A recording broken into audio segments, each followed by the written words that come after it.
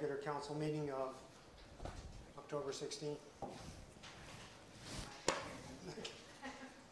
to order at 5:30 p.m. Introduction of amendments to the agenda. Mayor Lawrence, I have none. Could I have a motion to confirm the agenda for the October 16th meeting? Moved by Councillor Fenlon, seconded by Councillor Cassidy. All in favor? Carried. Declarations of pecuniary interest. Through you, Mayor Lawrence, I have none. Adoption of minutes of the following meetings. September 18th, statutory public hearing. September 18th, regular council meeting. September 18th, special council meeting. September 19th, special council meeting. October 2nd, special council meeting. A motion to adopt the minutes of those meetings. Councillor Lego, seconded by Councillor Bath.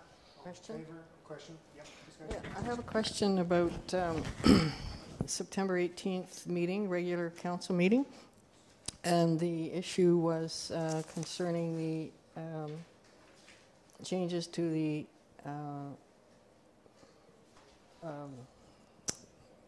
bylaw. The, what is it called? Anyway, we had... Which issue? Number 7, see, I'm sorry, I forgot to write down what number it was. But there was a, 7.8, item 7.8 of September 18th. The only reference to change is to regarding the parcel service. Now, we did have some discussion about the billet house issue. Can somebody refresh me what the decision was on that? 7.8 is summary of updates to provincial policy statement? Yes.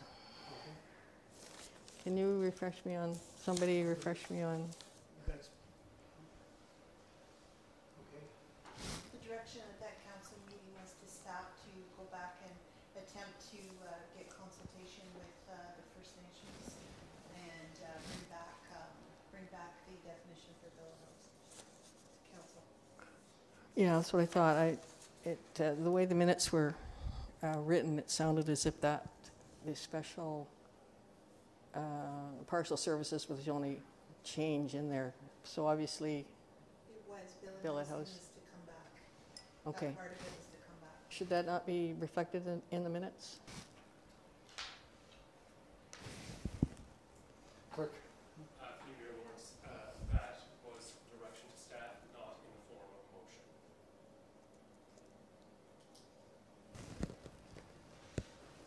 Okay. Well, actually, the way it's written is that essentially it would be submitted as is without the issue going back to staff for consultation. So essentially, it's accepted as billet house, correct? As defined, no? Through you, Mayor Lawrence, just to clarify, this was to provide comments back to the province on changes to the provincial policy statement. Right. The discussion about the changes to the zoning bylaw came up as part of that overall discussion, but this particular motion is only dealing with providing comments to the province on the provincial policy statement. Okay. And there's nothing in the provincial policy statement about billet house, I would presume? That's correct. Okay, thank you. That's good. Any further discussion on the motion to adopt the minutes of the various meetings? All in favor? Carried. Motion to receive the minutes of the following municipal boards, commissions, and committees. Environment Committee 2019 June 6th meeting and Environment Committee 2019 September 12th meeting. Moved by Councillor Fenlon, seconded by Councillor Lego. Discussion? All in favor? Carried. Determination of items requiring separate discussion. 7.1 Municipal Accommodation Tax Overview. Councillor Timpson. 7.2 Change December Special Council Meeting date.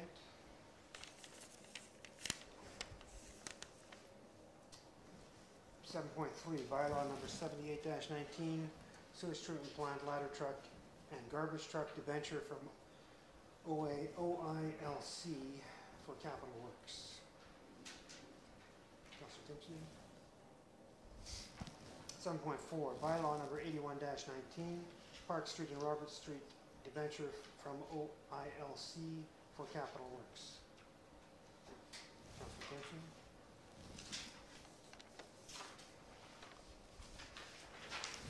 7.5, forestry innovation and international investment attraction. Councilor Cassidy. 7.6, taxi cab and limousine bylaw, number 94-19.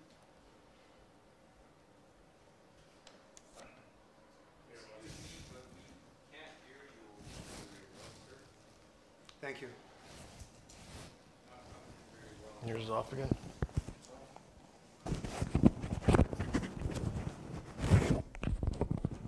How was that? Is that better?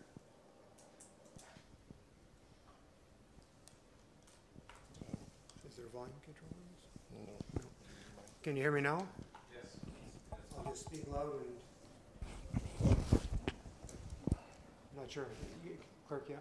Three mailings, I believe, member of public did want to speak to. Okay. 7.6. I'll lift the taxi cab then. Thank you. 7.7, declare land surplus.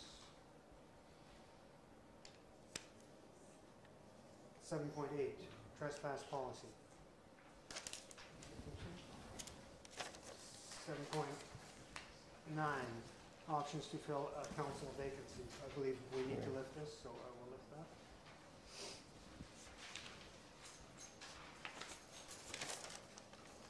So, determination of items requiring separate discussion, I have 7.1, 7.3, 7.4, 7.5, 7.6, 7.8, and 7.9. Which leaves adoption of items not requiring separate discussion. The council approves the following recommendations. Item 7.2, change December special council meeting date, and 7.7, declare land surplus. Moved by Councillor Famlin, seconded by Councillor Batt. All in favor? Carried.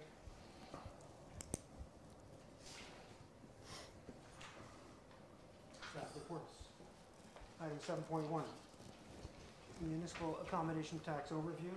The council authorizes the passing of bylaw number 87-19, being a bylaw to impose municipal accommodation tax on the purchase of transient accommodation in the municipality of Silicate. Moved by Councillor Cassidy, seconded by Councillor Fanlin. Discussion starting with Councillor Timpson. Yeah, I wonder if we could just again clarify the whether the hostel at the hospital is included in this. It doesn't appear to be a hostel as defined in the bylaw. It's more along the lines of a hospital. I understand why the Days Inn would be subject to the tax, but is the hostel at the hospital within the definition of a hostel for this purposes? Treasurer to respond? Treasurer. Through you, Mayor Lawrence, we're still trying to determine that. We're having a lot of difficulty getting a straight answer as to whether or not it is. MPAC is currently also working on it because they actually have a separate roll number on that property, but they're being taxed like within the hospital, but they should actually be separate because it's actually separate from the hospital. So MPAC isn't all ready to go meeting yet, so we're still waiting for answers from MPAC for that to stop happening. Should we not be sort of putting that section on hold until we determine that, and also consulted with SLIFNA? Have we consulted with SLIFNA about the issue? Will they know that there is a possibility they would be paying more? Mayor Lawrence, I've contacted the Days Inn, which is now through SLIFNA, and spoke to the manager there regarding the hostel, and he just said whatever happens, they're just going to move forward with it. That they go to the conferences and that they pay that tax for room accommodations. They're going to have to figure out a way to separate their costing because they do it as a cost of altogether with accommodations included. So they're okay with whichever way it goes. But Yeah. they won't give any definite answer on anything, and I think until they complete the business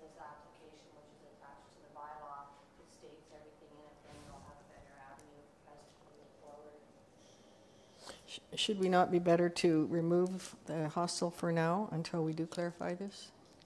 Through Mayor Lawrence, currently in Thunder Bay, the hostels are being taxed the net tax, and they are remitting and paying it to the city of Thunder Bay.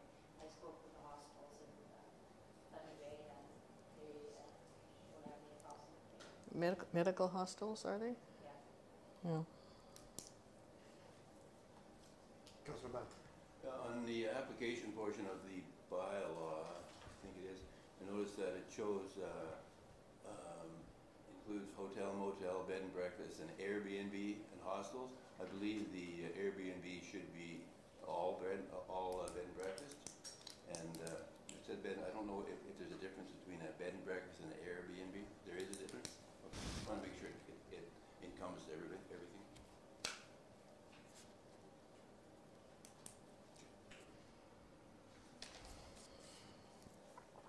Okay. Treasurer? Sorry, through Mayor Lawrence, I just seen the CAO shake her head yes, I thought. I was waiting to, sorry. I thought she had answered the question. That's agreed, that was the intent, I Yeah. know, of council. Yeah. Further discussion, council?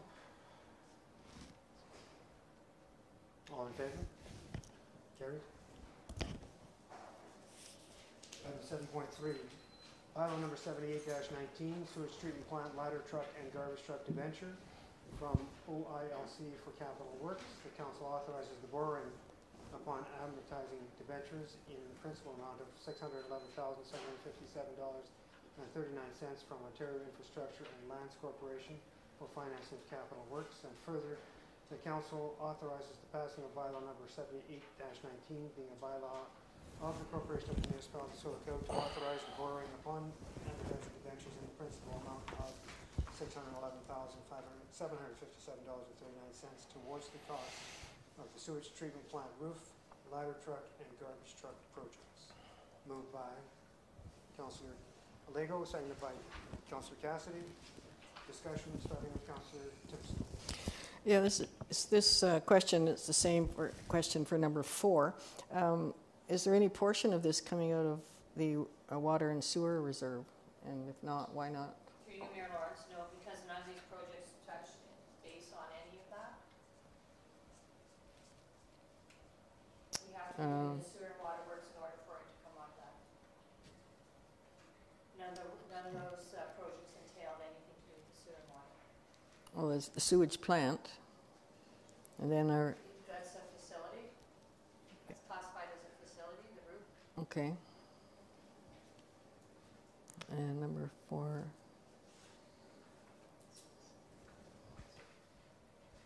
Let me just read this again. You heard the question, Councillor Timpson? For the Park Street and Robert Street upgrade, so there's no sewer. We'll have to wait for a second. Oh, sorry, yeah. Yeah, that's fine, thank you. Any further discussion on Councillor Cassidy? This does kind of tie in both, but I'm just curious, how do we determine the interest rate and the term of the loan? Because I see one term is 10 years, the other's 15 years, and our interest payments over each of them are relatively the same. How, if you could just maybe... To you, Mayor Lawrence, it's determined, a lot of it is determined on the life expectancy of what we're getting the loan for. Oh. Some of it is that, and some of it is, when they look at it through OILC, they will say, well, we've split this will be for this term, and that'll be for that term. And it make terms in regards to how we can finance, what we can finance with. Further discussion, Council? All in favor? Carried. Item 7.4, bylaw 81-19, Park Street and Robert Street debenture from ILC for capital works. The council authorizes the borrowing upon amortizing debentures in the principal amount of $394,274.36 from Ontario Infrastructure and Lands Corporation for financing of capital works. And further, the council authorizes the passing of bylaw 81-19, being a bylaw of the Corporation of the Municipality of Silicote to authorize the borrowing upon amortizing debentures in the principal amount of $394,274.36 towards the costs of the Park Street and Robert Street projects. Moved by Councillor Lego, seconded by Councillor Bath. Discussion starting with Councillor Timpson and then Councillor Cassidy. Yeah, just to clarifying again, there's no work being done under the surface then? There's no water and sewer work? You, Mayor Lawrence, that's correct. Okay, thank you. I was Was answered. going to table the motion. Further discussion? All in favor? Carried. Forestry Innovation International Investment Attraction. The council authorizes the funding application to FedNor for $375,000 under the Northern Ontario Development Program to support project management, training, and equipment for the local Natural Resources Canada project for neighbor development. And further, the council accepts the partner contribution of $60,000 from the Luke Institute in Finland and agrees to cover any cost overruns. Moved by Councillor Cassidy, seconded by Councillor Fenelon. Discussion starting with Councillor Cassidy. A couple things on this. With the one where it states in here that cost overruns will be covered by the municipality, can we set a cap of some kind on this where if it reaches that threshold, it comes back to council? It's just cost overruns, and it doesn't specify how much the cost overruns would be or anything like that.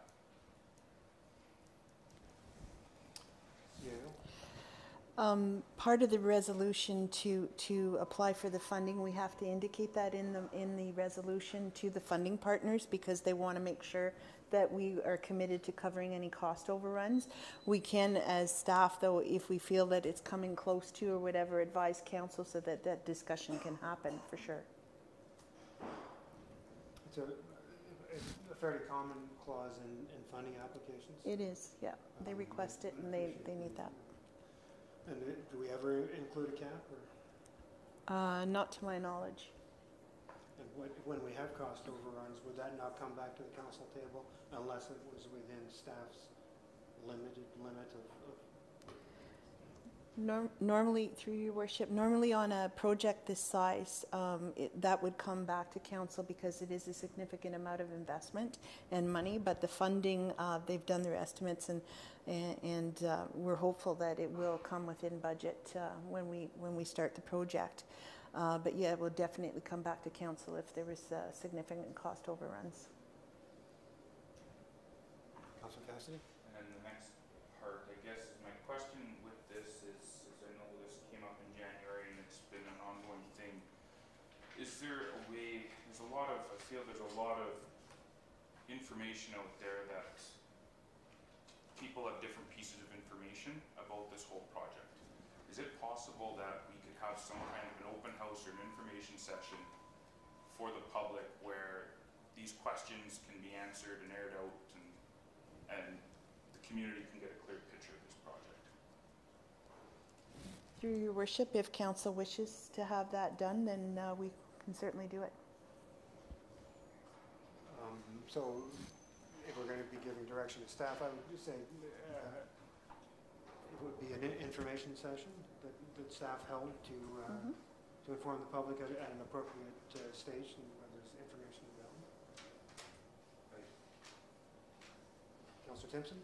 Well, I would like to see that such a open house as well. In fact, I'd like to see that before we even approve and go forward on this because there still are a lot of fuzzy parts that just to me are not clear.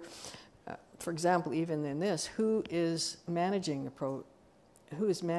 project? And paragraph 2 under background, it says the contribution would be recovered by invoicing the project for admin and report writing by the municipality. And the next page, it's a paragraph, says Lac Seul Nation would be managing the administration and reporting requirements. So, like, who's doing what? And second question is, what if we find out that we just can't afford this? How do we withdraw from the... Okay, there's a couple questions there. The first one is council has already approved the 1.032 million through NRCan, so that's the majority of the project.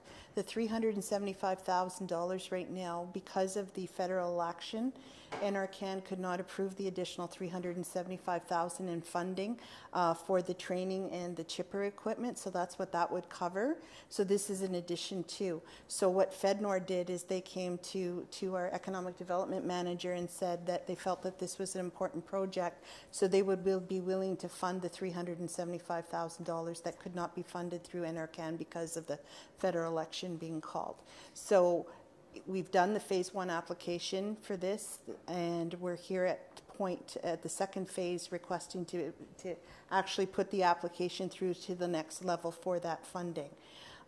So in effect, council has more or less put their support behind the project already to the tune of 1.032 million. Oh, sorry, funding reserve. Right.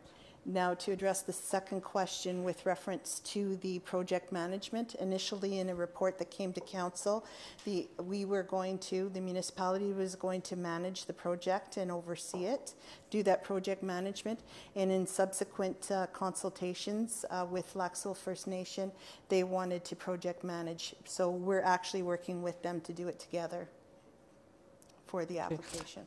Can you just refresh my memory? What was that, the report of February 13th? I believe so. Yeah. There were subsequent reports to that, but I'm not sure if that was the report was actually talked about the project management. So, and I was not able to find other reports since that February meeting. Could somebody enlighten me as to when this came back to council? I couldn't find anything in the records. Is coming back now for the additional It'll be, but since February. Since February? Yeah. Correct me. Through you, Mayor Lawrence, the February report was actually one of the subsequent reports. It was the report that detailed the variety of economic development projects that were first outlined in November or December the preceding year. So this was one of the subsequent reports. The report to actually approve the funding application, the initial amount and so on, that came prior to that February meeting. So this was one of the subsequent reports, which was written at the request of council, because when there was a number of reports listed in the as a potential capital projects for the budget, council said we need more information on those projects, which precipitated the February 13th report. Okay. Would you be able to let me know at a later time when we discussed it about the end card? Yeah, because I wasn't able to find anything on that, I don't recall. Further discussion, council?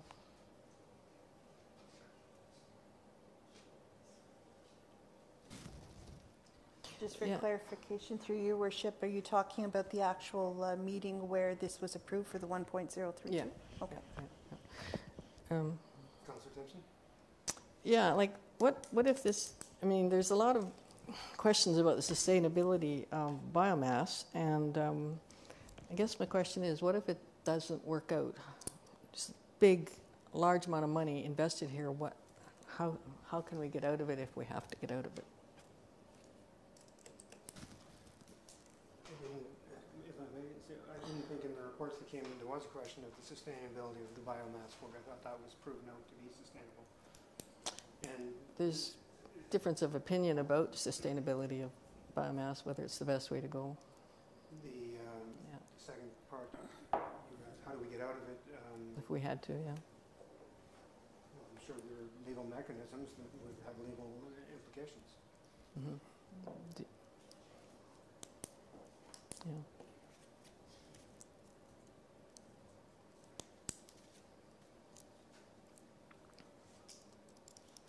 Further discussion, council?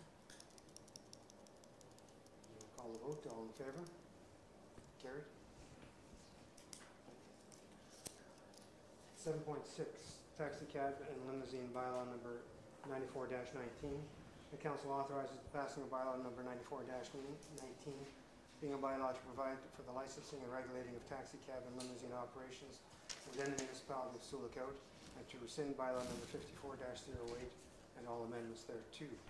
Moved by Councillor Bass, seconded by Councillor Fenlon. Discussion first at the council table. And then I think there is a representative of the taxi industry. Did you wish to speak? Here we go again. This is getting a little bit monotonous. I've been driving cab in this town for 50 years. Let that sink in. 50 years I've been driving in this town. I've never seen so much manipulating behind closed doors as I've seen in the last 8 years with staff. Before council and staff come forward, talk to the industry, ask us what the problems were, and we dealt with it. This, what you guys are asking now, killed the industry in town. We've never had problems with criminal record checks. For 30 years, nobody did a criminal record check. Now all of a sudden you want to do all this stuff here. As for the insurance, that's going to be the biggest joke going. I talked to the insurance company. You want to know what's the matter with the municipality of Sewardville? The insurance company I deal with right now, I cannot get that insurance. Insurance company I've been dealing with for 20 years. If I want to do this insurance, I have to go to another insurance company. I'm paying $4,000 to $5,000 ACAR, PLPD right now. It'll jump to $7,000 to $8,000 in order to cover that. Kiss the taxi industry goodbye, if that's what you want. As for the fees, well, I guess the staff has to pay for doing nothing. Because I mean, obviously, I'm not up front with everybody else and behind closed doors. I just ask you to keep your comments respectful. Thank you. Well, You can say your opinion and still maintain a respectful dialogue. And then safety standards. That should have been done years ago. I agree with that. I actually brought that up numerous times. The request to go from 30 to 60 days for an increase. We are required by using 36 days to insure our cars, get the criminal record checks done, get the licensing copy, do all this. We have 36 days to do this, and they can't do something in 30 days to do it if we request an increase? I don't get it. I mean, we have to do a far lot more to cover what they require, and they can't, if we come forward. So, Johnny's decided to jack their food up 20% tomorrow. We got to wait 60 days before we can get our money back on that. The insurance goes up, taxes goes up. We got to put in a request. We got to wait 60 days. That's a lot of revenue. The gas stations don't give you a 30-day notice, 60-day notice. That can go up 10, 20, 30 cents, just like that overnight. We sat here a year and a half ago when A&A asked for 2 licenses. And we spoke, and at that time I asked for a review of the bylaws. In my mind, a review of the bylaws includes the owners and the operators, not just the staff. You have no clue of how the industry works. Now, I'm not putting down by saying that, you do not know. Be seen as me walking in, sitting down and doing the job of the clerk, and ask me to do his job. I wouldn't know how to do it. How does he know what goes on with the taxes? He does not know. And none of you sitting here, other than maybe Councillor Bath, might have a little bit of an idea what goes on up there with the buses running. It's ridiculous. We ran, like I said, for 30 years with basically all we had to do was hand in safety checks. That was it. And there wasn't any problems. Since, and I can only remember one incident with Dennis Finney phoning me up one time when he was mayor about a situation. We dealt with it. It wasn't a big deal. Prior to that, it was Lenny Mascarene. Now, you figure out how far back that was when Lenny Mascarene was my lobster. And if there's issues, I haven't been talked to about it. And if there's issues, why aren't we being included in it if there's issues? And ask what's going on. We are not being included in this. This is just, like I said, all this is going to do is kill the taxi industry in Sewardville. We can't afford it. Especially that insurance. The vulnerability person check. If I go in there and do that check, and my birthday, not my name or anything, just my birthday comes up with anybody that's on that list, it's going to take 4 to 6 months for me to get it done. After I paid the $41, another $190 for the safety, the fingerprints. So who's going to sit around and wait for 4 to 6 months to come right back? We can't find drivers now. Again, there's never been an issue. If there has, I'd like to know about it, because I don't know. And that's 50 years I've been on the streets of Sewardville. It's just getting ridiculous. I don't know what the reason is, why all of a sudden. Maybe start licensing some of the other businesses so you have somebody else to pick on beside the cabs. And thank you for your time. If there's any other questions, I'd be happy to answer them. know if there's any council can respond. Clerk? That's his Clerk, department. Through you, Mayor Lawrence, to address some of the concerns, the recommendation to move the insurance from 2 to 5 is in common with other insurance requirements of the municipality. This is the standard level of insurance coverage we're now requesting for organizations due to the types of claims that are coming forward. That's as everything is in this bylaw, it's council's call as to whether or not it wishes to make that uniform with everything else the municipality does. With respect to the vulnerable persons checks, that was a request that came forward on a number of occasions in the survey that was done in 2018. So that's why that was brought forward. People felt that as taxi cabs do transport people who would be considered vulnerable persons, whether it be youth, children, persons with developmental challenges and so on and so forth, people felt it would be appropriate to have that check. So that's why staff has recommended its inclusion in the bylaw. Let me see. The fee increase was discussed. The changing from 30 to 36 days was discussed. Oh, the reason to go from a 30-day to a 60-day time frame to process a request for a fee increase has to do with council's schedule of meetings. So it isn't always possible within 30 days, depending on when the request comes in, to have a report put together for the next council meeting. Because council only meets once a month, that was the rationale for the 60-day time frame. Okay, I just will voice a couple, that I often wonder why we are in the business of regulating taxis at all.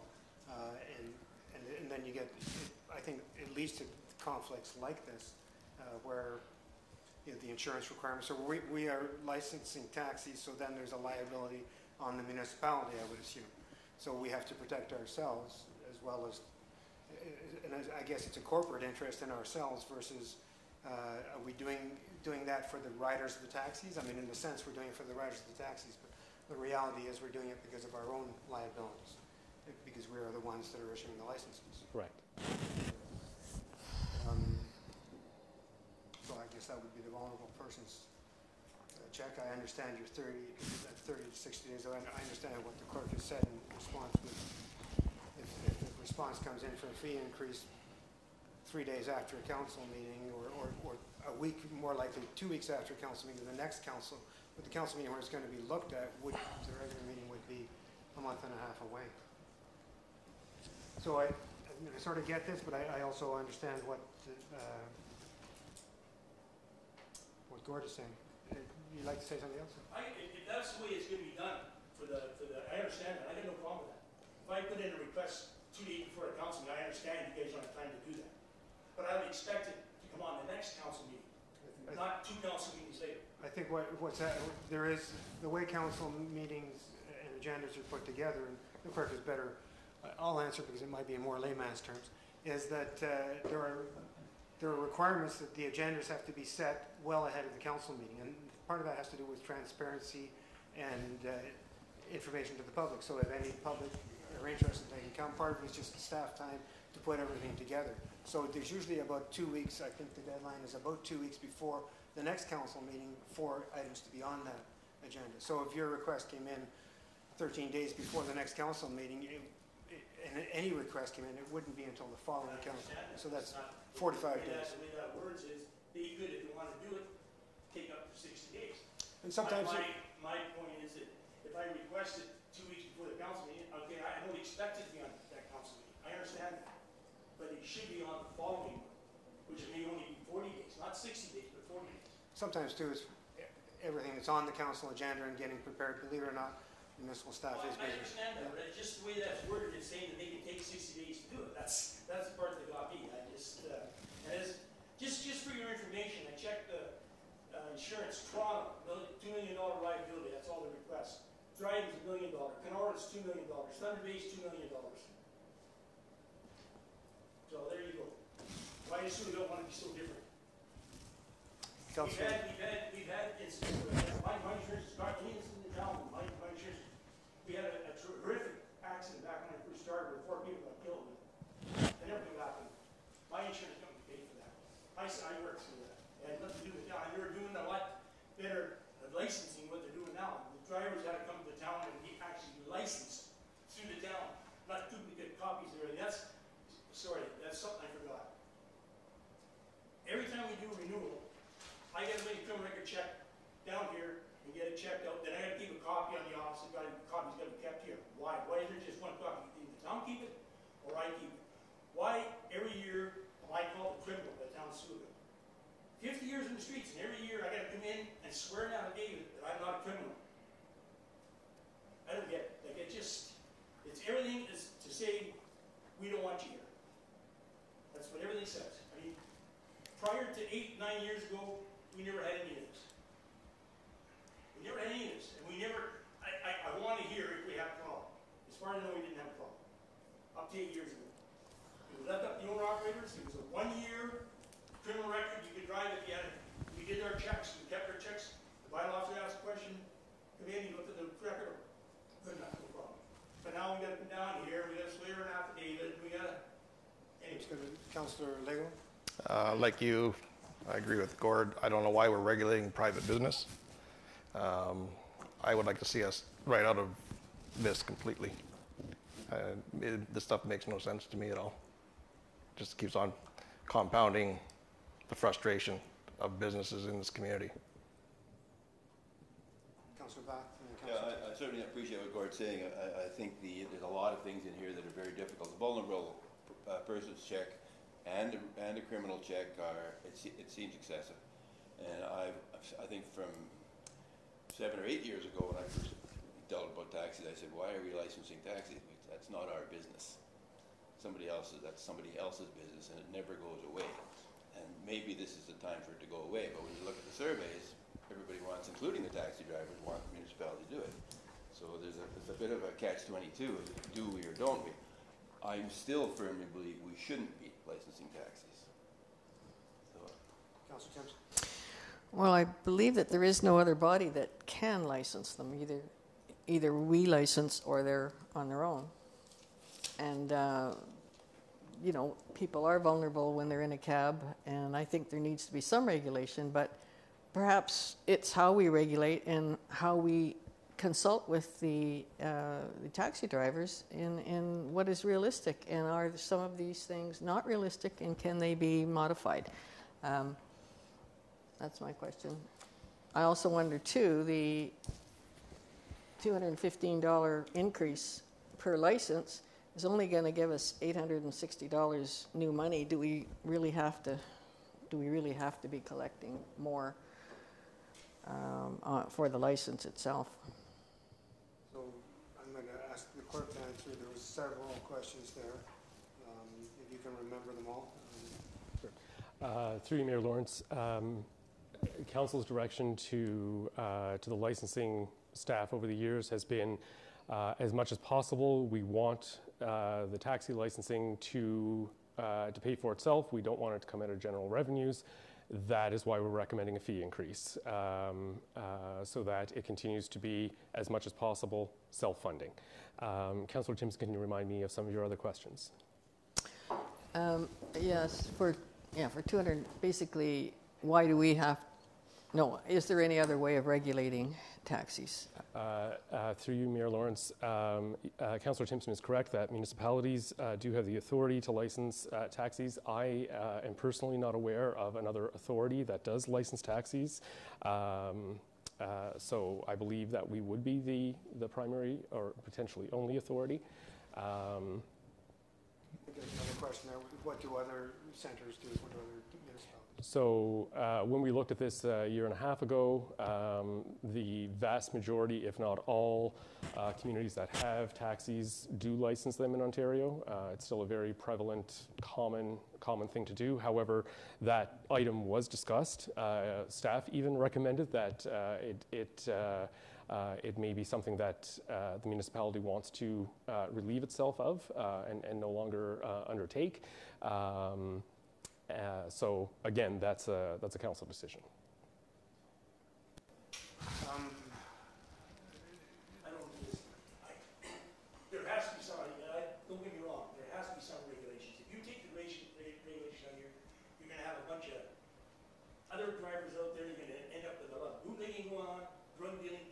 source that they go through the cab drivers to do. So you have to regulate to a point, but you have to regulate as tight as what you're doing. Okay, don't get me wrong, it's going on out there right now. It goes on every day, it's been going on for years. But if you take away the regulations and stop doing it, I hate to see what's going to happen within a year, 2 years if you don't have some sort of regulation in place. All I'm saying is it doesn't have to be as strict as what you're doing. It has to be looked after to help out, keep things safe, yes, but if you take it away, it's not going to be safe anymore. Because if you guys riding around in junk cars, you won't be doing anything to keep them up and running, and all they're going to be is running around, and you're going to start having a major problem with drugs and alcohol. If it isn't regulated to a point. I know I'm sort of contradicting myself here at this point, but the fact is, yes, it needs to be, for safety to a point, it needs to be, I don't want to see it thrown away, but I could see what would happen if it was thrown away. 50 years in a row, I can tell you, I can see what could happen. So to me, it has to be regulated, because it has to be regulated as strictly as what it is. So, I think this is the dilemma that the municipality finds itself in. There's nobody else that does the regulation. And there's an onus to our citizens, and apparently in this case, perhaps to the businesses. Councillor Cassidy. Could we potentially instruct staff to go back and have some further dialogue with the taxi cab industry on what regulations are too restrictive, where we can find some improvements, and potentially ease the burden on the taxi cab industry while still regulating? So I'm sure of course we have that ability to correct if council agrees. And I would think that if we're doing that, I think it would be, and I know staff has a high workload, but to do that consultation and also consult outside legal consultations, what our liabilities are, and maybe come up with, it might be different, it might be something in the middle, but further consultation to further inform council aid. Do we want to continue in the regulation, in the regulatory business of taxis? What happens to us if we don't? What happens to the industry? Why other places continue to regulate and haven't abandoned that? I mean, we're not asking for, I'm sure this is all available somewhere.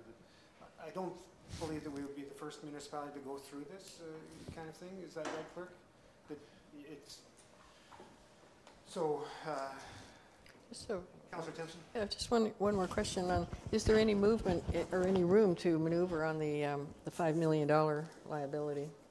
I think that's what Councillor Cassidy suggested, asking, rather than put them on the spot, staff do some research and come back with direct staff to do some further research and come back with another report with a recommendation. I wasn't sure whether we were tied into 5 million, or just because we're a municipality and that's standard, or if there's movement there. That's what we're asking to do in subsequent. Okay.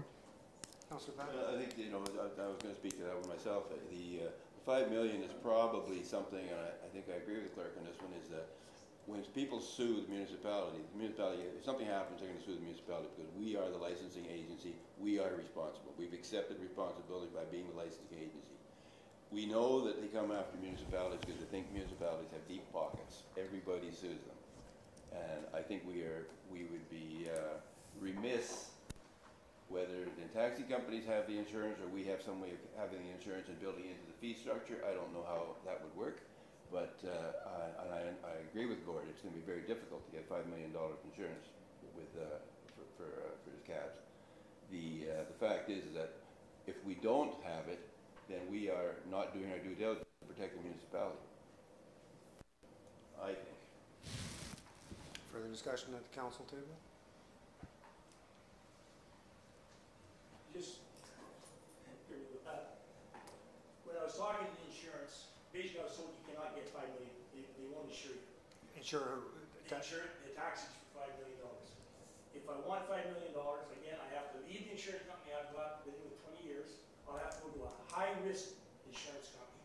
Then I have to get a letter from the municipality explaining to them why they want that $5 million. And my insurance doubles. I gotta go from $4,000 or $5,000 per car PLPD to $7,000, $8,000 a car. So that means a 20% increase in rates to buy taxis. Because there's no way I can cover $8,000 I'm barely covering 4,000, never mind 8,000. There's not enough business out there. If you hadn't issued all the licenses, maybe, but the way that it's all split up out there, no. So I mean, it's really something, and again, my broker, when I talked to him, and he talked to the agent who he talks to goes through, and this guy deals in taxis all over Ontario, not just here, all over Ontario. He's never heard of it before. He never heard of the request for $5 million municipality. So, what I'm basically saying is probably virtually impossible for us to get and stay in business. So council, can I see if there's consensus to direct staff to bring is there a deadline on this, clerk? In terms of when we need to, okay. You have another comment? Yeah. Yeah, through you, Mayor Lawrence. Procedurally, if council doesn't wish to pass the bylaw this evening, and it sounds like that's the direction, I would request that you deal with that first and then pass the motion directing staff. So I would suggest that that the motion that's on the floor be deferred. Okay, so well, I'll find out if there's a consensus from staff. If from council, if council doesn't want to defer this, then I'll assume we're going to enact it tonight. So the alternative being to defer it and then pass a motion to direct staff to do further research. So consensus that we want this deferred? I see consensus that we want it deferred. Do you want to vote on that, or is consensus good enough? It does require a vote through you, Mayor Lawrence. Yeah. Defeat it or to defer it? So we have a motion on the table, 7.6, rather than call a motion to carry. To be deferred. Call a motion to defer. All in favor? Carried. And now we're going to put a motion on the floor to direct staff to do further research on the taxi cab and limousine licensing and regulating. Through Mayor Lawrence, yes, I've drafted a resolution for council's consideration. Should have known. That council directs staff to consult with taxi operators on the nature of regulation of the taxi sector, and further, that council directs staff on the viability of continuing to license taxi cabs in Sioux Lookout, and further, that council directs staff to further investigate the liability associated with licensing taxi cabs and corresponding insurance coverage. Seems to cover it. May I have a mover, please? I'll put that on the table. One second. Moved by Councillor Timpson, seconded by Councillor Lego. And if there's no discussion at the council table, I'll go to the delegation. Is there any way of getting this bylaw changed from a taxi to ride for hire? So if any vehicles out there that are collecting money, they have to go through this process to get it. So we got A&A running around with shuttle cars. He's got a contract with CN, and that's fine. He's also doing runs for the hospital and First Nations, which I also do, but his vehicles don't have to go through the safeties, and his drivers don't have to go through the criminal record checks and everything. If you change this to a ride for hire or something along that line, not necessarily that word, but something along that line, get rid of the taxi, so anybody who's out there making money falls under this line. That way, if Uber or Ride or whatever happens to come to town, you got somewhat of a coverage to get started on. Just a thought. I think that's probably a pretty good idea in terms of those rights. I want to make sure that that umbrella doesn't include bus companies, like transit companies, let's say. I don't know if a paid for fare is a ride for hire, or when you get on a bus, is that a ride for hire? We can, if your worship, we can come back with something for council as well as that other direction. Okay, so we'll include that then too. Further discussion, council? All in favor of the direction to staff? Carried. Thank you. Thank you for your time. Item 7.8, trespass policy. The council accept the recommendation from the Municipal Truth and Reconciliation Committee to amend trespass policy number 2-14, and further, the council directs staff to amend the policy as follows. 1, the policy be renamed the prohibited access policy, and all other references within the policy be changed accordingly. 2, all reference to lifetime be amended to read indefinite. 3, the following clause be added to the policy. review of notice. Any notice of prohibited access be reviewed by the CAO on an annual basis to determine if the circumstances have changed that warrant and individual be allowed access to the municipal property. A little bit of wording, wordsmithing required. An individual. That warrant and individual be allowed access to the municipal property.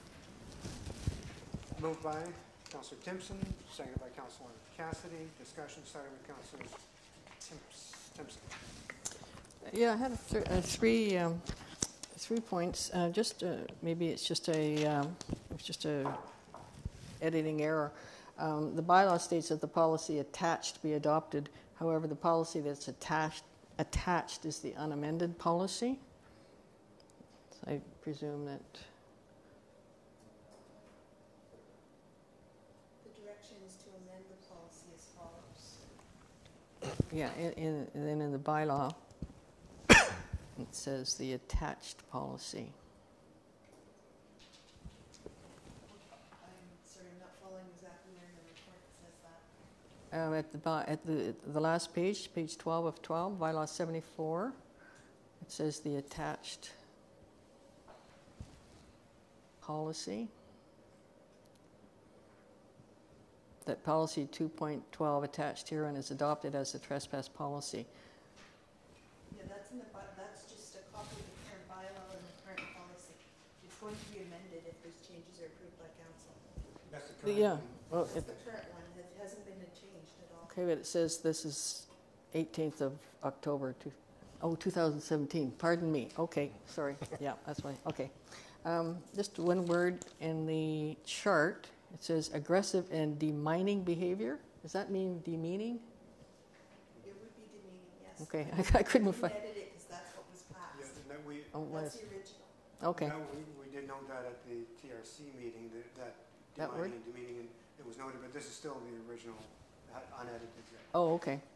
It's so that council can see what is currently in place, so what we're recommending Oh, okay. changes, they know everywhere it's listed, Yeah. we want to make the changes. Yeah, I'd never noticed that before. Anyway, and just in reviewing the policy again, I wondered about whether or not we could change the word ban to something like suspend, because banning has a connotation to it of, shunning. It's often used by religious groups to shun. It's a permanent word, and we're looking at something here that is not necessarily permanent, but subject to changes, and it's a very harsh word, and the point of us changing this policy was to make it more suitable for the people that might be subject to this ban, suspension, whatever, and are people who are suffering addiction, and for a large part, and let's not be so harsh on them. That's what I'm saying. So could we say suspend rather than ban? Because I just find ban as a very Prohibition? prohibition. I'm prohibiting access, so it would be a prohibition. Yeah. No, Prohibition of access. yeah, prevent. The word ban. It's used. I'm suggesting substitute prohibition for a ban. All right. I don't know. Suggest 1 month prohibition. Yeah, maybe that's not a bad word. Suspension, whatever. Yep. Just the ban is, I don't know. Through your worship, it's up to council if they want to add that. This is actually a motion that was passed by the Municipal Truth and Reconciliation Committee, which did not include this, so it's up to council whether or not they want to make that change as well. But based on the report and on the resolution passed at the TRC, that's what they're recommending.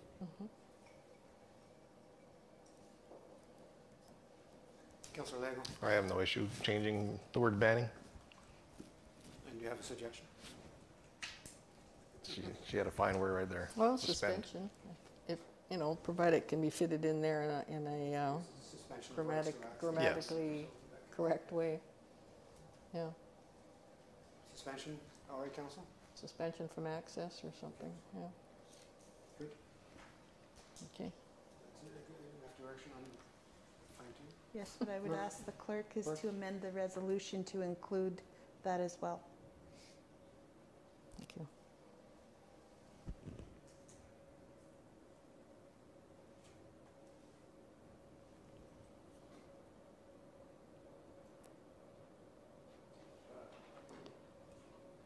Through you, Mayor Lawrence. So there would be an additional and further that council directs staff to change the word ban to suspend or suspension as appropriate in the context throughout the policy. Yes. Good, council? Yeah. Further discussion? All in favor? Carried.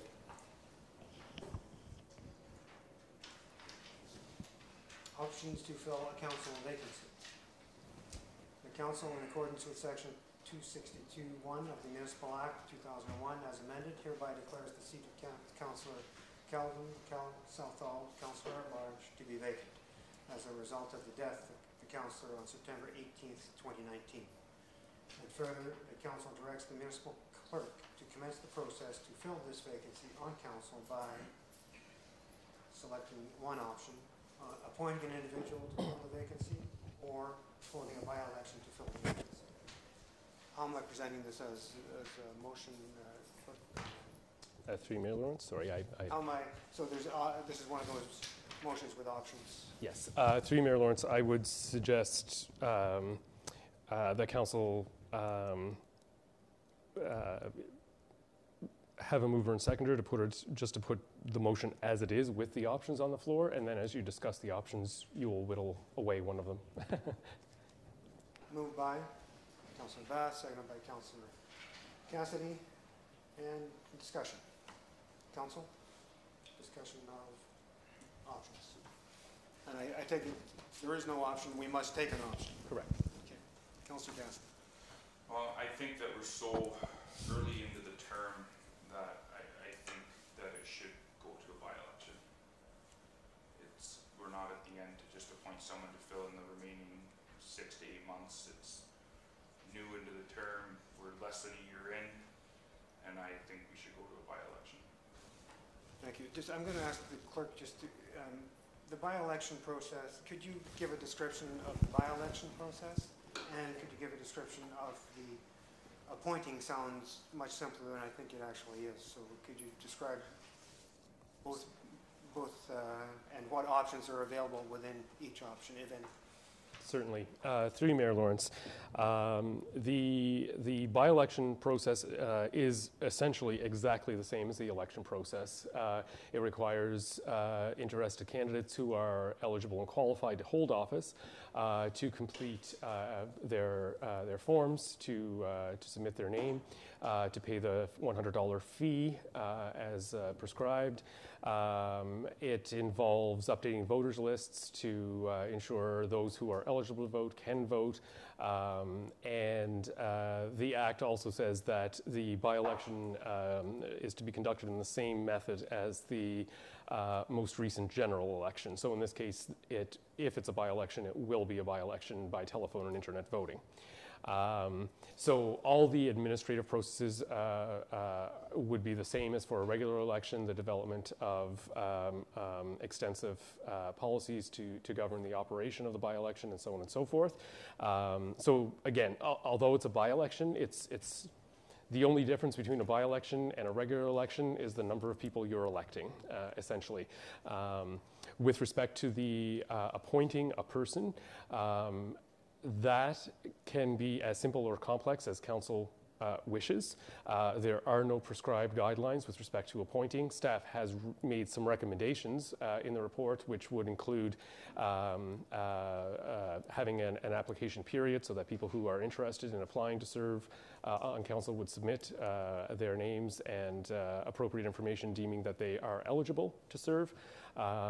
Staff would further recommend, or has further recommended, if that option is selected, that there would be an application and presentation and interview process by council of the applicants. That's what staff is recommending as a process for holding, if that's the option. However, council could also choose to put every eligible elector's name in a hat and pull someone out. That would also be a way of appointing somebody. So it's really up to council how they choose to appoint. And the estimate for the by-election is $45,000? That's correct. And the estimate for, you just said it would be It would be some advertising costs and staff time. for the appointment, okay. Councillor Layton. I'm of the mind of letting the people decide on this one, so I would probably be going towards a by-election as well. Further discussion, Councillor Bath. Yeah, I fully agree. I believe we're just starting this term. I think it warrants a by-election. I know it's a lot of money, and I know it's going to be a lot more work, but I don't think an appointment process is going to really choose from the public in general. Further councillor discussion? I could go either way. Yeah. I'll do whatever the consensus is, I'm happy with. Yeah, I was interested to see what council had to say. On one hand, I see the $45,000, and I think at our budget meeting the other night, we learned we have $50,000 in our election expense account, which it's about $100,000 to run an election, and we do $25,000 a year.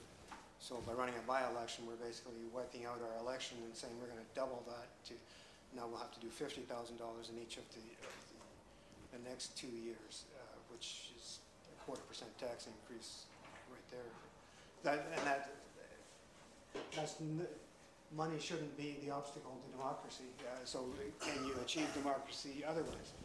And I'll just play the devil's advocate of it. The Municipal Act, which is clearly an act of our democratic provincial government, states that we have two options here. The by-election, which is fairly clear, the process, we've all been through it. And we also have the option to appoint, which is a little less clear. There seems to be options within that. And I'll just say that personally, I think the result is going to be very similar no matter what we do. People who want to run will put their name forward either to stand for by-election or put their name forward to be considered in the council process of appointment. In fact, some people who are perhaps more shy of the public eye might be happier to go through an appointment process versus what we all know is quite a public process, the election process. It took me a couple to really be willing to step out like that. On the other hand, that shouldn't be a deciding factor, but we are elected by the people of the community of Sioux Lookout to represent them, so it would be, I mean, we've been democratically elected, we are democratically, again, after careful consideration through an appointment process, choosing the councillor. Having said all that, I agree one of the factors is we're 1 year and 3 months into the term. We're not 2 years or 3 years into the term. It's still 1 year and 3 months. So that becomes a sort of a factor where you think, well, maybe it should be a by-election. There's so much time left. I'm kind of like Councillor Timpson. I would go with the consensus of council. I feel like from a budget point of view, I really am reluctant to spend the $45,000. It's a lot of money. Councillor Timpson. Yeah, is there any way of reducing the cost? No? And what are the time for 60 days for a election? So we'd have to have someone elected by the 16th of December? Go ahead. Through you, Mayor Lawrence. No, it's 60 days from the date council passes the bylaw to hold an election, which if council chooses to do a by-election, my intent would be to bring that bylaw to the October 22nd special meeting to pass, which would mean then that the by-election would be held no later than the 22nd of December.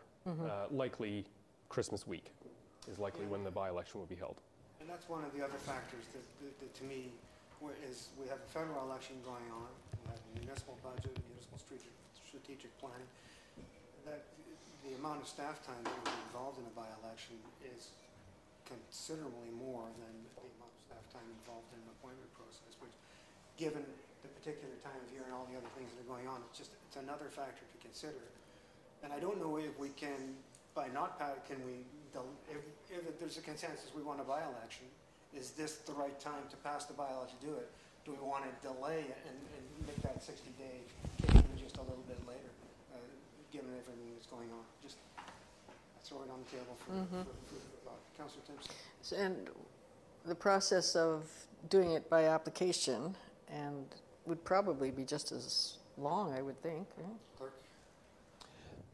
Through you, Mayor Lawrence, the length of the process with respect to application, again, would be determined by council. Those timelines aren't prescribed as the timelines for a by-election are. Councillor Fanlon. I guess the question for the clerk is, we've done this in the past, right? And how many times twice? Through you, Mayor Lawrence, yes, in recent memory, twice. And how did we choose? We didn't have an election. Through you, Mayor Lawrence, we've actually done both. In 2000, the end of the term of 2009, a member of council stepped down. At the time, it was Ben Handtruck. And there were approximately, that was at about April, there were approximately 6 months left in the term. And so council appointed Andreas Asmus to fill the vacancy that time. Then, just following the 2010 election, Councillor Herb Zettel resigned in, I believe it was March or April, following the October election. And in that instance, council chose to have a by-election, which is how then Councillor Stephen Forbes was elected to council. So we've done both. Councillor Timpson. Yeah, you know, when you think about it, do we as a body have the right to appoint somebody for another 3 years? And even though the outcome may very well be the same, we don't know that, but is that really the way we should be doing our democracy? And but taking it to the people. We do have the right to do it. We have the right to do it, yes, but is it yeah. appropriate at this stage? Yeah, that's basically I'm saying it. Yeah. Councillor Cassidy. The way I look at it too is in this past election, I think there was about 910 people that casted council vote for that seat. And now by us appointing someone else to fill that seat, those 910 votes to me, in my opinion, go by the wayside for the next 3 years.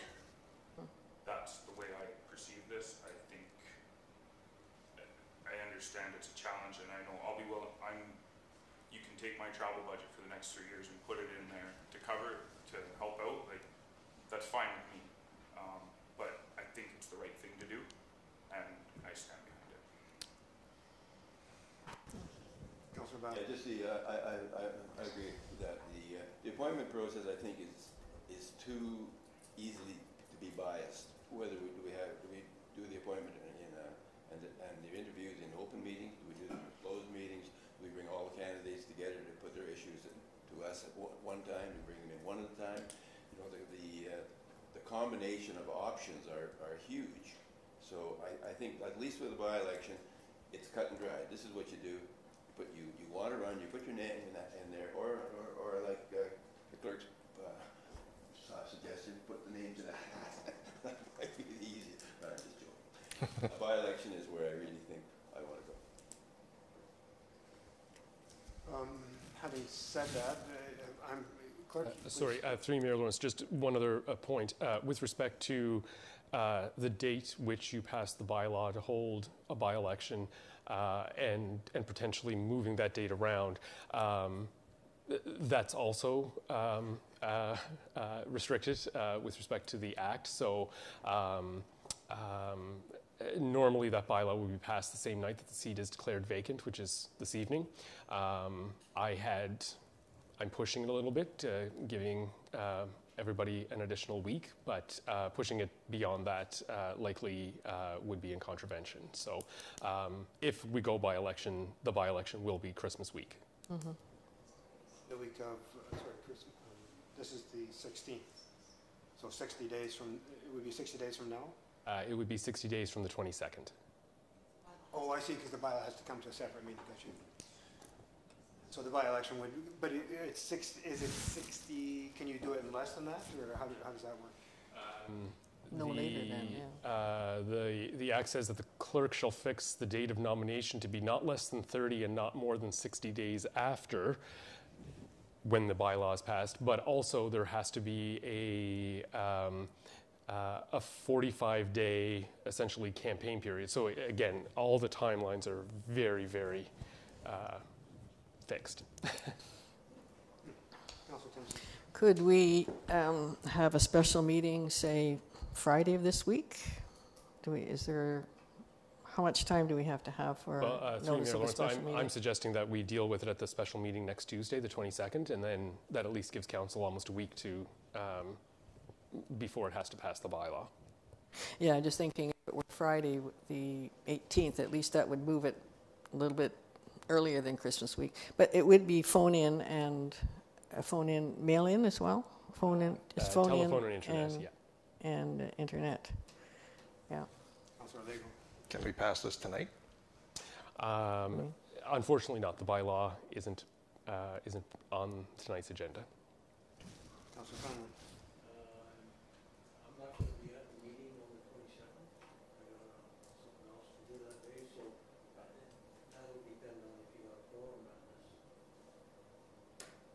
Are there any other regrets for October 22nd meeting? That's a 6 p.m. in the evening meeting? Council's going to attend, so we'll have quorum? Yeah. Mhm. Further discussion, Council? Councilor As I Timpson. say, I'm available Friday as well. We want to do it earlier. Rush. I'm not so sure that adding a few days, given staff's workload to do another meeting and notify the public, I don't even know if we have time to notify the public, 48 hours notice, isn't it? Correct. Yeah, so, Yeah.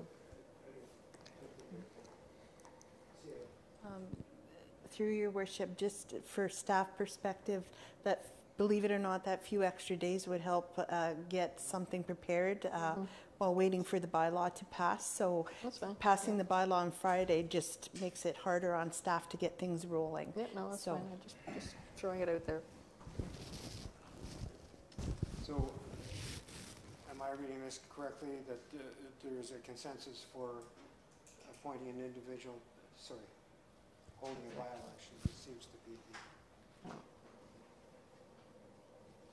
seems to be, so,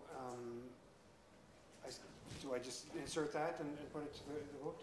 So, the council directs the municipal clerk to commence the process to fill this vacancy on council by holding a by-election to fill the vacancy. Correct? Mhm. And we call the vote? All in favor? Carried.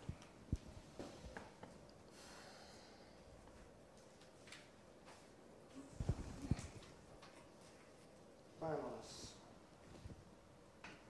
The following bylaws being introduced, read first, second, and third time, and it's it for passing by council. Bylaw number 78-19, being a bylaw of the corporation of the municipality to authorize the borrowing upon advertising debentures in the principal amount of $611,757.39 towards the costs of the sewage treatment plant roof, ladder truck, and garbage truck projects.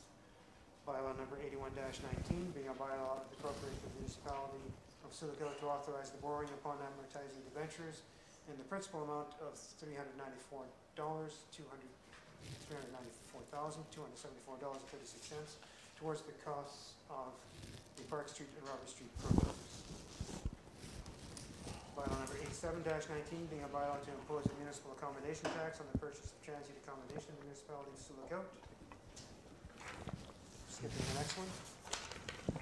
Bylaws number 78-19, 81-19, 87-19, be read a first, second, and third time and passed. Moved by Councillor Fanlon, seconded by Councillor Lego. All in favor? Carried. Notice of outside resolution, motions to reconsider. And councillor reports. Let's start with Councillor Fallon. attended a LCC meeting, and the biggest thing that come out of it was... Can you speak up, Councillor Fallon? Attended a meeting at the LCC on Monday, I believe it was Tuesday, and biggest thing that's come out of it is the audit for the forest hasn't been done and completed, and it's being sent to the province for approval.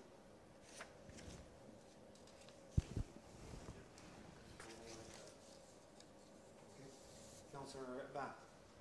Yeah, yesterday I attended a PACE meeting, the normal monthly PACE meeting. It was actually, the PACE board is a pretty progressive board. One of the things that's happened also through FedNor has raised PACE's lending ability from $150,000 to $300,000. So that makes it, it opens up a whole new set of businesses and opportunities that people can come to PACE for. And I think it's there's a lot of discussion with the policy. The new executive director we have is very conscientious about policy and working hard to tighten the policies up and make it a lot more I think a lot more business-like. So it seems it's moving well. One of the things that we're hoping to get going more in the region is, let me step back for a second, in the PACE strategic plan, it is to become very regional. Like in the past, we've bent over backwards when EDOs have come to PACE looking for money for the municipality and said, yeah, we'll support your municipality. We're probably not doing that anymore, unless the EDO can show that they have a regionality to their projects. And I think that's the idea is that PACE should become more regional and break away from the individual municipal support. So that's going to be a little bit of a hard sell. The EDOs get together under what they call REDO, that's the Regional Economic Development Organization, but it's not really a REDO. It's just a bunch of municipal EDOs doing their thing. So PACE is trying to break that mold. It's going to be a bit of a challenge, but I think you'll probably expect to hear a little bit of that in the future. And last week I attended the SLAM Career Fair and just did a few opening remarks for the municipality. It looked like there was quite a few people there. I wasn't able to stay for very much of it, but it was well attended. Thank you. Councillor Timpson. Okay, and yeah, I had a meeting with the Environment Committee, in which at that meeting we consolidated the report that we would like to go to council on November 13th. Attended a poverty reduction strategy meeting, and at this point we're looking at sustainability of the project and what grants that might be applied for that would allow for the continuation of the strategy after the present strategy expires in July of 2020. I attended a library board meeting. We have 2 new members, both young women, one with children who uses the library a lot, so we're very happy about that. We involved in strategic planning for the library, which is... I think your mic has gone off. I'm not sure.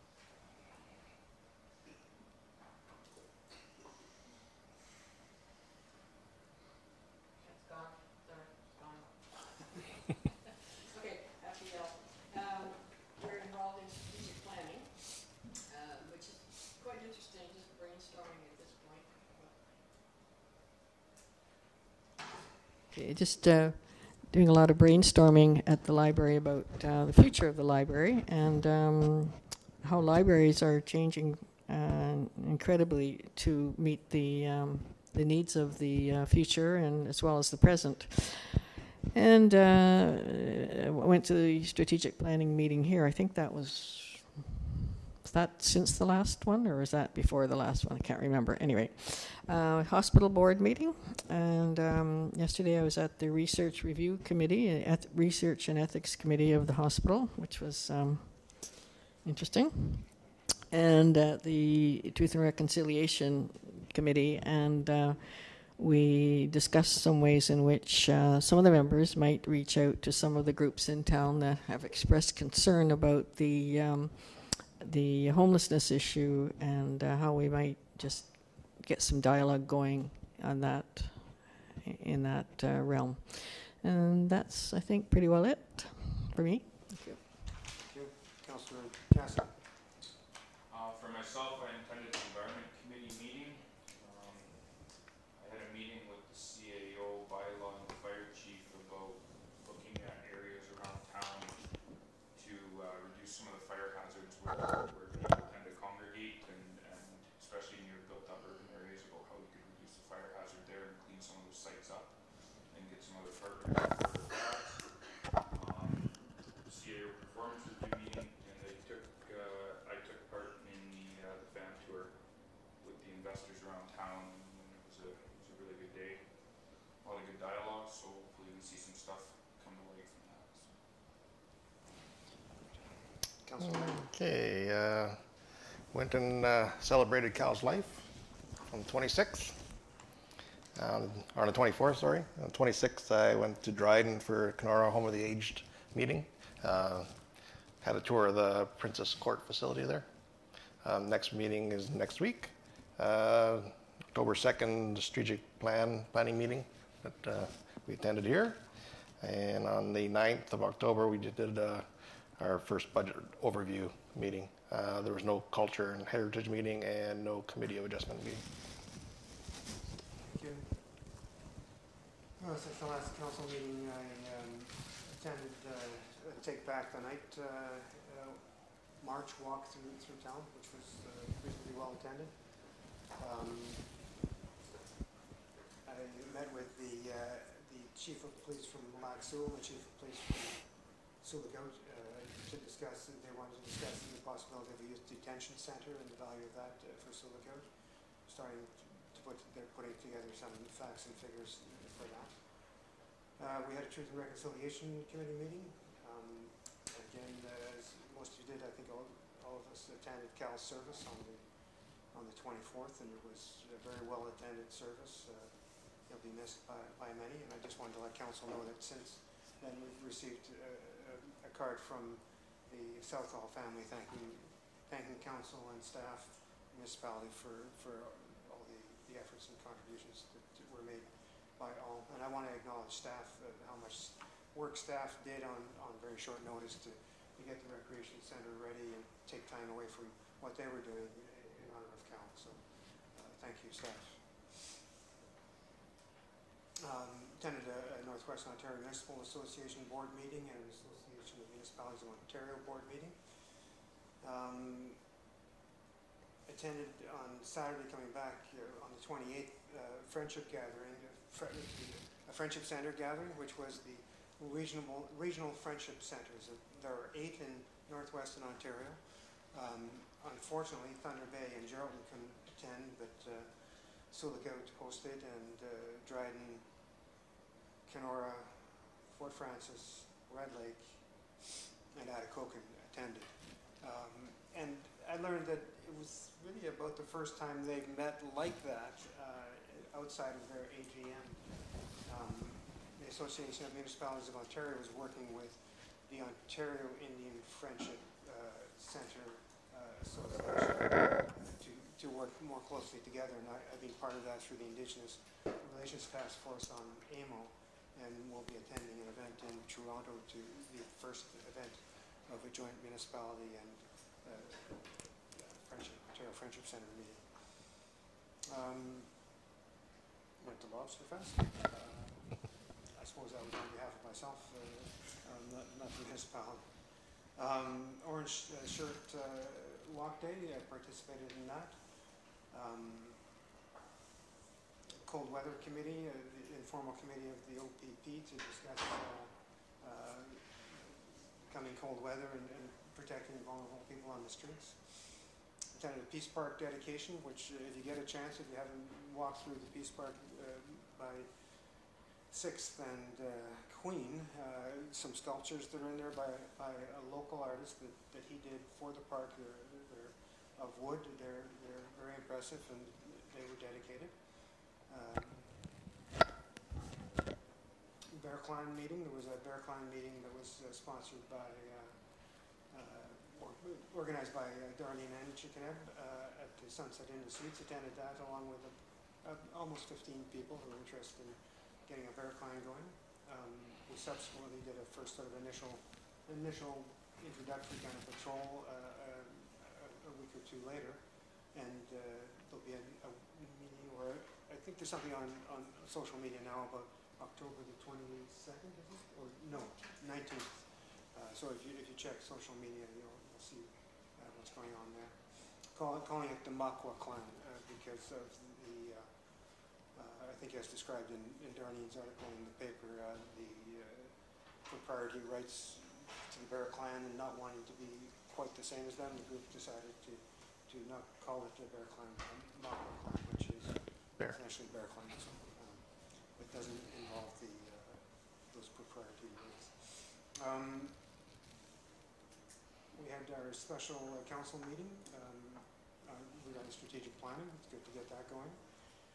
On October the 5th, I was invited and went down to meet Jagmeet Singh, the national leader of the NDP, and that was I had a chance to have somewhere between 30 and 60 seconds with him, and I thanked him very much for coming to Sioux Lookout and said, "You're the first national leader that I can remember in a long time that has come here. Please come again in whatever role you are, Prime Minister, Leader of the Opposition, or just Leader of the NDP. Please come back to Sioux Lookout again so that we can talk about our opportunities and challenges." KDSB Governance Committee and KDSB board meetings. Attended those, Makwa Clan, and then we had, today we had a Police Services Board meeting. And I should also mention that the Minister of Mental Health and Addictions was here today, Michael Thibodeau. The CIO and I had met with him as a delegation at Wilma Chemo conferences in August, and I met with him several times the year before when he was still Minister of Community Safety and Correctional Services before it was renamed Solicitor General. So I'm getting to know the man, and I had invited him to come to Sioux Lookout and see our situation firsthand and let him know that Sioux Lookout is in fact the hub of the North, not Kenora or Thunder Bay, and come here. And he tried a few weeks ago to come. I got a call. He was going to go to Sandy Lake. He said, "Can I meet with you on my way through?" And he had flight problems and couldn't make it to Sioux Lookout. But I got a call late last week through Stephanie that said, "Minister's office is calling. He wants to come to Sioux Lookout." And I believe he made this trip entirely to come north to go to Sioux Lookout. He met with Manayawin at the mental health program at Manayawin. He met with me. I had over an hour with him in the car, and I drove around town and talked about all the things we'd already talked about. And then sat in as a representative of the KDSB with Henry Wall, the minister, and myself. We started the supportive housing unit and then carried on from there. And he's very engaged. That was about 2.5, 3 hours of his time. He's the Minister of Mental Health and Addictions, and he's committed to keep that engagement, and we have to follow up on a few things. So that was, I always say there's hope. So, and that was my month, and here we are tonight, ready to move into closed session. To discuss matters of general nature as noted below, we will close session at 7 p.m. Subject matter relating to litigation or potential litigation, including matters before administrative tribunals affecting the municipality or local board for the Municipal Act 2001 as amended, section 239(2)E. One item, legal updates. Moved by Councillor Fana, seconded by Councillor Bath. We move into closed session. All in favor? Carried. And we'll take a 3-minute recess to clear the room. We'll have a